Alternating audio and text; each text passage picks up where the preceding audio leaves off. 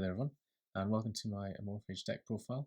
Amorphages are a Dragon Pendulum stun deck that features a lot of monsters with great Floodgate Pendulum effects. The monster effects lock both players from summoning from the extra deck, except Amorphage monsters. All Amorphage monsters in scale as well require you to tribute a monster during your standby phase to keep them from self-destructing, so this deck struggles to keep resources if you don't play and build it correctly. The deck is fully geared for going first, and going second with this deck in general is just extremely difficult, as you not only have to break a board, but then you also still have to have enough resources to set up your own board and maintain it. With this in mind, I'll do a tech video that focuses on cards that you can use for going second. My plan with this deck is to put all my eggs into going first, as when I do go first, I usually win if I don't brick, and then going second, I add big blowout cards to try and wreck my opponent's board and then establish my own. So I try and waste as little resource as possible breaking the board so that I have a chance of establishing my own. So I'll get right into the deck profile. First we have 2 copies of Amorphage Goliath and 2 copies of Amorphage Sloth. I play them at 2 as I want to avoid seeing them in multiples because they're difficult to pendulum summon in this deck. You need to open Revolution Dragon and not use the search effect to pendulum summon these 2 out, as all Amorphages are either scale 3 or 5. However, their scale effects are both extremely powerful. You basically have a continuous stroll and Knotbird with Sloth and a Dimension Shifter with Amorphage Goliath. Just be aware that Sloth's effect can also hinder you as well. For the level 4s, I play 3 copies of Wrath and 3 copies of Pride. I play these at 3 because, unlike the other level 4s, they have attack points, and this is useful if you only open 2 Amorphages. What you do is you can normal summon one and activate the other in your scale, so you at least put up some form of floodgate for your opponent. Their scale effects are pretty weak, but they still carry the floodgate monster effect, and if you get Persona or Infection on field, they can get pretty beefed up as well. Lastly, for the level 4s, I play 2 Greed and 1 Envy. These are the other level 4s. They have defense points instead of attack, so you'll only want to either scale them or pendulum summon them.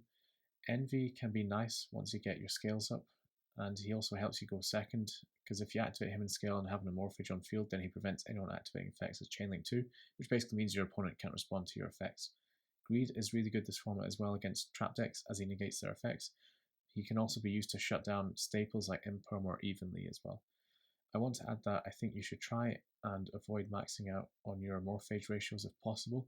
I see a lot of lists that do this, but opening too many Amorphages means that even though you can maybe put up a good turn 1 board if you drew the good Amorphages, you'll run out of gas very quickly and just slowly die after turn 2 or 3. This list puts more towards searching the right cards rather than hard drawing them and ending up with like a cluster of Amorphages. For the level 2 Amorphages, I play 2 copies of Lechery and 2 copies of Gluttony. These are played at 2 for the same reason as Sloth and Goliath. They're awkward to pendulum summon, and their scale effects are so good that you want to avoid normal summoning them if possible.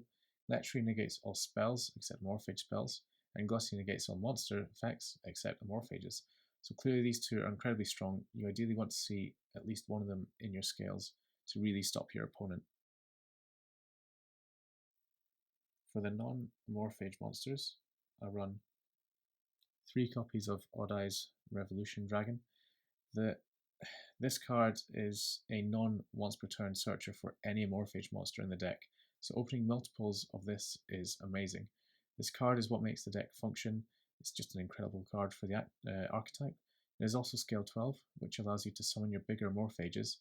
Running Revolution means that you rely less on hard drawing the right cards in your opening hand, and it grants you more flexibility with your plays, allows you to tailor your strategy to what you're coming up against.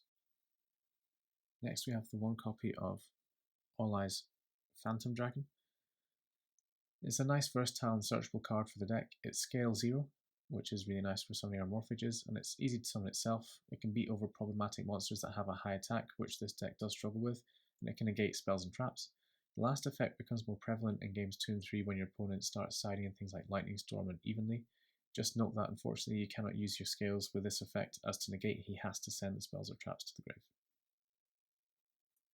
For the other monsters, I play 3 copies of Skullcrobat Joker.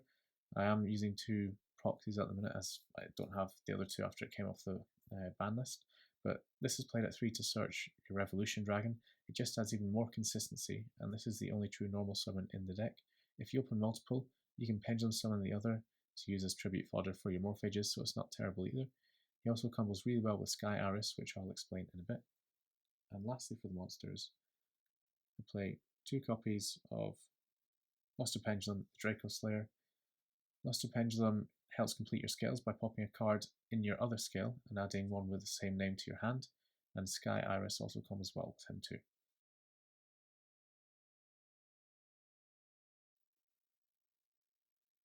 For the spells, I run 3 copies of Pot of Extravagance. You don't need, or I should say, you can't really use the extra deck 90% of the time with this deck, so Extravagance is just a nice +1 for the deck, and this really is needed given that the tribute cost of your Morphage is quite hard to maintain. It also only banishes face turn extra deck cards, so if you have Pendulum monsters in your extra deck, they're completely safe. I then play 3 copies of Amorphage Infection. This is the only true Amorphage spell. It's really useful for recovering resources and for beefing up your monsters. Seeing it in multiples is fine too if you open some of the Amorphage monsters, as it can help them get to really big stats. I then play 2 copies of Amorphous Persona. This is technically an Amorphage spell, but as it does not have Amorphage in its name, it still gets negated by Lechery, which can be a bit annoying. However, it's still a very strong card, and it works in a similar way to Infection in that it nets you cards when you lose ones on the field or when you tribute your Morphages, and also it boosts the attack too. So having this Infection and an Amorphage in scale and 2 or 3 Amorphage monsters on the field gets you monsters to really high attack. Then I play 2 copies of Sky Iris. This is an excellent combo piece for the deck. You destroy a card on the field to add an Odd Eyes card from deck to hand. Ideally, you destroy either Skullcrobat Joker or Luster Pendulum after you've used their effects, as this generates you a good bit of card advantage. But destroying an Amorphage is fine too, as you can just Pendulum summon it back. And if you open both Sky Iris and Amorphous Persona, you can just use Sky Iris's effect first and then activate Persona afterward. Lastly, for the spells, I play just 1 copy of Terraforming. Playing this means that I'm essentially playing 3 copies of both field spells, but with less chance of seeing them in multiples, which is important as you need to get value from as many cards as possible in this deck. Lastly, for the main deck, I play 3 copies of Solemn Judgment. This is basically here to plug any gap in your scales, so if you have Gluttony Live and your opponent tries to Lightning Storm, or if you have Lechery Live and your opponent tries to evenly match, then Judgment will save you. As a problem you have with Morphages is that they just have no response to cards that bypass your floodgates that you put up, so having Judgment helps mitigate this. Now onto the extra deck.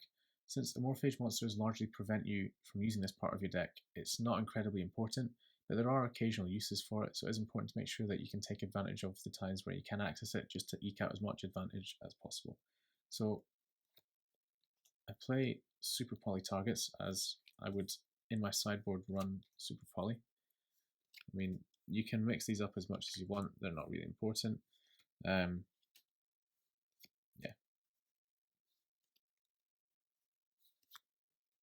So I just try and max out on Super Poly targets as we're not exactly tight in extra deck space. So if you side in Super Poly, you use it in your draw phase or your standby phase before you even use your Extravagance, so it's not really that big of a deal if you banish some of them as well.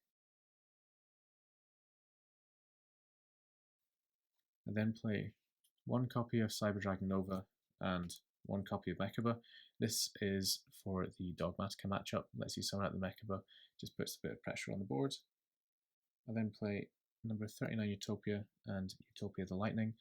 We do run a lot of level 4s, including Skullcrobat Joker and Luster Pendulum, so on occasion you can go into rank 4, and this just helps you beat over annoying boss monsters.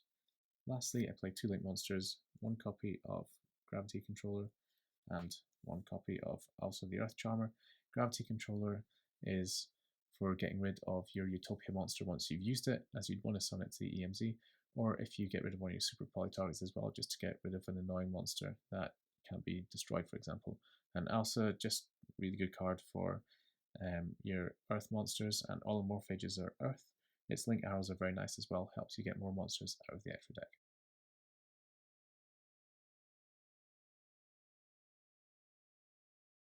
And that concludes the deck profile. As I said earlier on, I'll do a tech video to show some of the cards that you can put in your side deck to help you go in second, but also alternative options for your deck building going first, as there are quite a few variations you can have. But yeah, thank you very much for watching, and I'll see you guys on the next one.